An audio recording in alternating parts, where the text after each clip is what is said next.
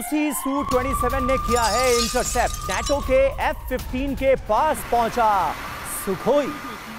तो खबर यही है कि अब रूस सबसे पहले यूक्रेन के उन हिस्सों पर संपूर्ण कब्जा कर सकता है जहां रूस के समर्थक लोगों की संख्या ज्यादा है, जिसमें खार्किव में 25% रूस समर्थक आबादी रहती है।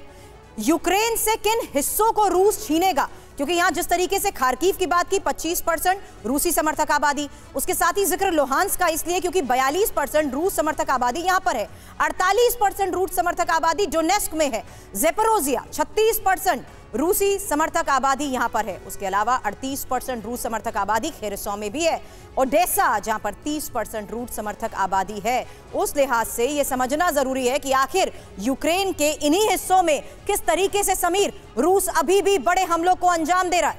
जी हां, यूक्रेन के इन तमाम हिस्सों पर कब्जे की बड़ी तैयारी है रशिया की। कुर्स्क में यूक्रेनी सैनिकों की हालत खराब हो गई।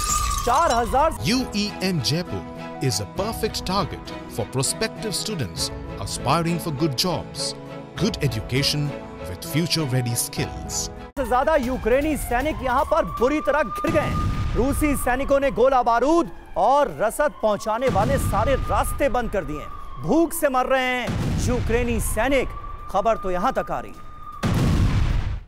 हालांकि एक बड़ा अपडेट, क्योंकि कुर्स्क में रूसी सेना के विध्वंसक हमलों को लेकर खबर यह भी है कि यूक्रेनी सैन्य ठिकानों पर ड्रोन से हमलों को अंजाम दिया गया है और इन्हीं हमलों में यूक्रेन का डिफेंस सिस्टम तबाह कर दिया गया। रूसी जाल में फंसे हजारों यूक्रेनी सैनिक।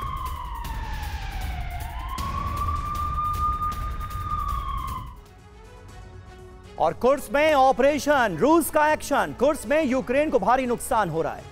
रूस की सेना यहां पर तेजी से आगे बढ़ रही है। कुर्स्क में रूस ने 10,000 यूक्रेनी सैनिकों को घेरा है। पिछले कुछ दिनों में 66,000 यूक्रेनी सैनिक जहां पर बेमौत मारे गए। रूसी सैनिकों ने 32 इलाकों पर कब्जा कर लिया है। यूक्रेनी सेना के पास हथियार, गोला बारूद की भी भारी कमी नजर आ रही है। मनीष, कुर्स्क में हो क्या रहा है पूरी तरह से? क्या कुर्स्क के तमाम इलाके जल्द ही रशिया के कब्जे में हम देखेंगे? देखिए, कुर्स्क में 24 घंटे पहले रूस ने 3000 किलो का एक बम चलाया है, तो आप समझ सकते हैं कि उसकी वजह से कितने यूक्रेनी सैनिक इसकी चपेट में आए होंगे। अब सबसे बड़ी बात है कि बीते 6 महीने में, क्योंकि 5 अगस्त को पिछले साल जब यूक्रेन के सैनिक आए थे, तब से अब तक लगभग 70,000 यूक्रेनी सैनिक मारे गए हैं। जो 5 से 10,000 यूक्रेनी सैनिक बचे हैं वो इस तरह से घेरे में लग गए हैं। वो चाहते हैं कि वो वापस यूक्रेन चले जाएं, लेकिन उनको यूक्रेन जाने नहीं दिया जा रहा है। चारों तरफ से रूसी सैनिकों ने घेर रखा है। आइडिया यह है कि अगले हफ्ते 10 दिन के अंदर उनका भी सफाया कर दिया जाए। वो सरेंडर करना चाहते हैं, लेकिन वहां पर रूसी सैनिक कहते हैं कि आपको रखने के लिए हमारे पास जगह भी नहीं है, तो वो सरेंडर करने भी नहीं दे रहे हैं। ऐसी स्थिति में जेलेंस्की को हासिल क्या हुआ?